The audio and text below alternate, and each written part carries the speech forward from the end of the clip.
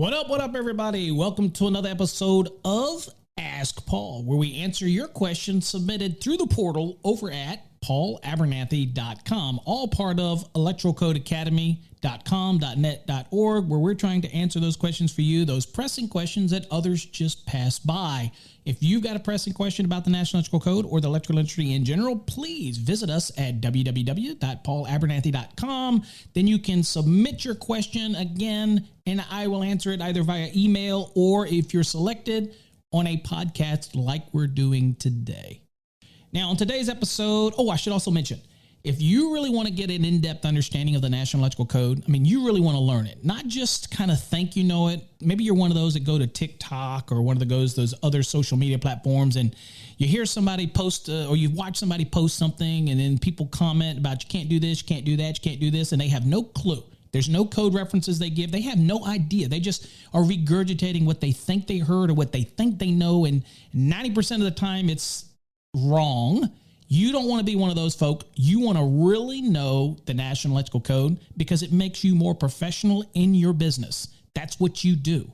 Knowing the code sets you above everybody else because you know how to do it. You know how to pull the cable. You know how to pull the wire. You know how to do all those things. That's just physical. You learn that over time. It doesn't make you special. What makes you special is that you know why you're doing it and the codes that are associating with it. It's because we only get paid to do it once. We don't get paid to do it twice. And stop sharing those pictures on Instagram, TikTok, and all that you think looks pretty but are riddled with code violations because it just makes you look foolish. Really, it does. So, want to become a student of the code? Visit our website, electricalcodecademy.net.org or .com, whatever your flavor. Or you can go to masterthenec.com.net.org, doesn't matter. And you can get into our NEC exam prep program or NEC learning program called the Fast Tracks. And you can really learn the National Electrical Code. Now, maybe you're already an electrician and you want to get better at residential, commercial, industrial, grounding and bonding, which is a very popular topic, obviously. Or you want to learn electricity in general better, Ohm's Law, Watt's Law, all this type of thing, magnetism, all that kind of stuff. We have courses for all of that. And it's all 100% online. And you can do it at your leisure from any device as long as it has a browser, and most all do. Chrome works the best, but you got all different types of browsers. Check it out over on our website. Very affordable. The information is well worth the investment. Of course, you can also subscribe to our monthly or annual videos and podcast subscription platform. And you also get access to our Wednesday night live sessions, which aren't available to the general public, only for members and fast track students. And of course, any future webinars we do, you will get an automatic seat at the party. So that's some great benefits, and it's all for the membership is less than $120 a year, less than a textbook in order to get access to hundreds of podcasts and videos. So check that out over on electricalcodecademy.net.org or .com for more information. All right, so today's question was submitted to me, and I selected it because I thought it was a interesting question, and it was talking about cable trays. So cable trays are in Article 392. And I don't see a lot of people talking about cable trays. So when I selected it, I was like, you know what? This is a great podcast. His question that was submitted was, can I install THHN THWN-2 in a cable tray in a commercial environment or commercial location? Thanks in advance. Okay, great question. It gets brought up quite a bit about putting individual conductors inside of cable trays. We see it all the time, the reds, the blacks, or typically, I guess, in cable trays, most of the time you see is brown, orange, yellows, and things like that, 277, 480 applications, if it's in a cable tray. Doesn't have to be that, but that's typically probably what you see. So we're also conditioned to actually seeing these single conductors inside of a cable tray. Well, the first thing we need to fully understand is that cable trays are designed to hold cables, okay? Now, we're going to get an allowance to put individual conductors in there, and it wasn't until the 2020 code, it was actually a submission of mine, that opened this up a little bit. And, I'll explain it, but at the end of the day, we see this all the time, all right? So we're going to clarify, because yes, you can put individual conductors inside of a cable tray, but it's under specific application of use and location. You can't just do it willy-nilly. Okay, so if you're looking for the quick down and dirty, the answer is yes and no. All right, and I'm going to answer that, Ken. That's about as far as I'm going to leave you as far as a cliffhanger on that. So if you've got your code book, and those that don't worry, I'm going to paint you a mental picture. I want to go to Article 392, and we're going to go to 392.10, which is the use permitted. And I've said this before in other trainings. Get familiar when you're in Chapter 3, the different wiring method types and things like that. And understanding that a cable tray is a supporting structure. It's not a raceway. It's a supporting structure. It has its own rules in 392. It is not the same as EMT. It is not the same as rigid, intermediate. It is a supporting component. And you know this because you look at the scope. It will not tell you that it is a raceway. Okay? It is nothing more than a supporting component. And if you look at the .2 definitions, you'll see cable tray system. It specifically tells you it's designed for fasten and supporting of cables and raceways. It doesn't openly give you the ability to say, ooh, I want to throw conductors in there. Okay. But let me explain. Let's go a little deeper.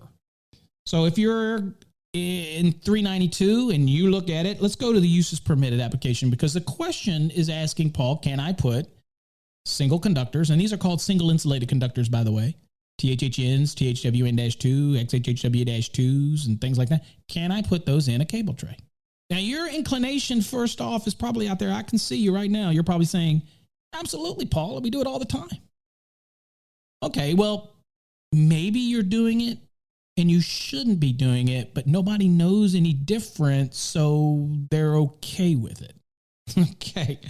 So let's look at the uses permitted first. 392.10 uses permitted, and it says, cable trays shall be permitted to be used as a support system for wiring methods containing service conductors, feeders, branch circuits, communication circuits, control circuits, and signaling circuits. So obviously, cable trays are used very broadly for the communication industry, Cat 5s, Cat 6s, all those type of things. It's used in control applications, but for us, most notably, service conductors, feeders, and branch circuits could all be utilized inside of a cable tray. Okay, establishing that, fair enough. All right, then it goes on to say, and this is what's new to the 2020, and this is significant. It says, single insulated conductors shall be permitted in cable tray only when installed in accordance with 392.10b1. Okay? All right. Why is that important? Why is that an important statement? Well, let's jump down to 392.10b1. Now, when you look at that, what does it say? Well, you can't go to B1 until you actually look at B, because B1 is part of the B structure. It says for industrial establishments. So stop and think. Where you have seen these cable trays that have single insulated conductors, and I'll remind you something, up until this change in the 2020 code, you did not see that application that would allow you to use single insulated conductors. And I'll explain. And we do have a change that took place, that will take place in the 2023 cycle. Hopefully, we'll get that all straightened out. But let's look at it in 2020. Let's kind of follow along what we're doing here. So if you look at 392.10b, it says in industrial establishments, it says the wiring methods in table 392.10a, which is on this next page, all of those things are wiring methods, right? You've got tray cables, you got RMC could be in there, you've got UF, you got PVC that could be in there supported by a cable tray. You've got armored cable, AC, MC, bunch of different options, MC cable, even non-metallic sheath cable could be supported. Obviously, it's got to still be rated for use in a cable tray, but you do have some allowances here, okay? But notice this is all wiring methods. All of these referenced here are to an actual wiring method of some type, whether it's a cable or a conduit, or even a raceway like EMT, which is a tubing. All right, so that's the first prerequisite. We get it. We know we can put those in there. The next it says, shall be permitted to be used in any industrial establishment under the conditions described in their respective articles. Okay, so use all those wiring methods. They're perfectly fine. Do whatever, do what you want in that application. Now, what's focused for us is that we're not really talking about those wiring methods, right? Those wiring methods are all covered, right? We get that. What we're concerned about is the use of single insulated conductors, because that jumps us down to 392.10b1. Now, B1, it says single conductor cables. Notice it does not say single insulated conductors. Now, there's a reason that they added that to 392.10b, because there is a difference between single insulated conductors. And I think as an industry, we probably thought they were all the same, and that was our intent. It's no big deal. Why get it confused? But as far as from a manufacturer standpoint, there is a difference between a single conductor cable, right, and which by the way could be a single conductor MC. It's permitted for that type of construction under UL 1569. Or you could have a single conductor cable with a outer sheathing of non-metallic material and an inner insulated conductor that is also considered a single conductor cable. There are constructions like that. With PV, for example, you have a single PV insulated PV wire, and you have PV cable, which is a single conductor with an outer sheathing. So it has multiple layers. It has a covering and it has a conductor inside of it that's insulated. So that could be considered a single conductor cable. Okay. So we can't intermix single insulated conductors with single conductor cables unless we state it as such. So what you're going to see in the code change coming forward in 2023, you're going to see it say single conductor cable and single insulated conductor, all in the same line. That makes sense, right? It just makes sense. So that's what you see coming down the road, but we're stuck in the 2020 right now. So let's kind of work our way through this. All right. So single insulated conductors can be in a cable tray. However, since it's under B, it can only be an industrial establishment to do this. Now, this is where you see 392.10b1 says single conductor cable. You get to ignore that because basically 392.10 is telling us that single insulated conductors, which are different, can be utilized. Now, you wouldn't need to say that in 392.10 if single conductor cables and single insulated conductors were the same thing. At least somebody's way off base here, or they don't understand the concept of the difference between a conductor and a cable. All right. So it makes a different clarification. Okay. And there is a difference, by the way, as I said. So in this case, once you're there, it says single conductor cables shall be permitted to be installed in accordance with B1A through B1C. And of course, it talks about single conductor cables and the sizes, 1/0 and larger, yada, yada, yada. And it goes on down the list. Okay. The important significance of this is that, one, there is a difference between single insulated conductors and a difference between single conductor cables, which we've established. Although this change in 2020 is pretty much saying, I'll let you use those single insulated conductors like THHN, THWN-2, XHHW-2, that type of thing. We'll let you do that. Perfectly fine.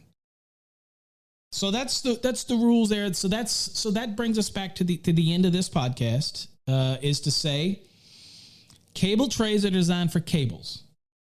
The cables that can go in there are listed in table 392.10a, because A, remember, this is other than industrial establishment. A just says wiring methods for use in cable trays.